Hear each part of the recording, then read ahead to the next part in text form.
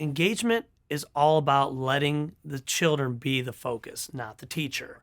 An example of this outside of technology would just be if you were doing a science project and rather than teaching kids about a certain subject, letting them discover it for themselves.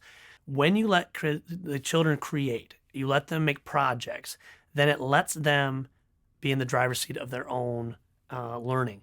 It seems very authentic to them. They feel like they are the masters of that domain where they're feeling like, I invented this app. This is my thing and I did it. And when they do it collaboratively, I just find that they learn more from each other than I could ever teach them.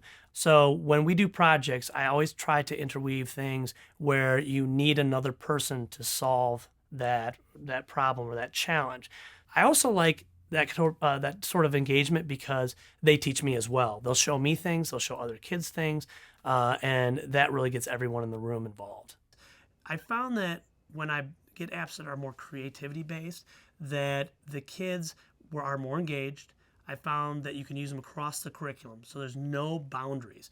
The less about creativity they are, there's already boundaries built into it, right? So if you're learning about an app that's all about just coins, you already whittled it down to this app is just going to teach you coins.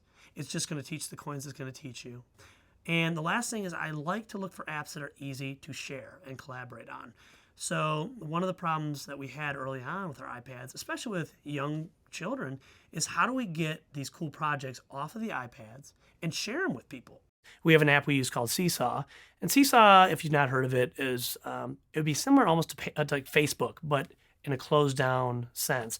And so it's just our class and their parents who are invited to see what we've done. So a lot of our projects we've done, even if we've done them on our own, we put them in there so that kids can comment on each other's work, make suggestions to how things are really great.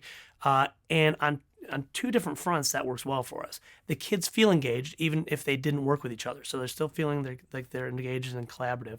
And I also think it's great for digital citizenship. You're basically starting them down the path of making comments that are helpful, making comments that are meaningful rather than hurtful or they haven't thought through.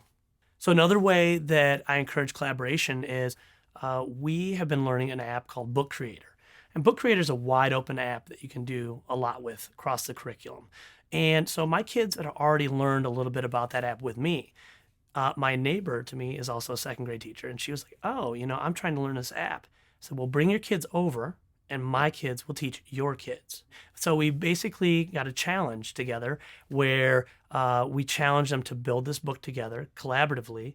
And interwoven in that, my kids were learning how to teach their kids and work collaboratively while they were building this book. So rather than me up in front just teaching each part of this, the kids were the teachers, they were investigating, they were problem solving their way through it. And I think that, even though it's a simple example, that's value added to me because it goes across curriculum and it goes across all the goals that I'm trying to achieve with my kids.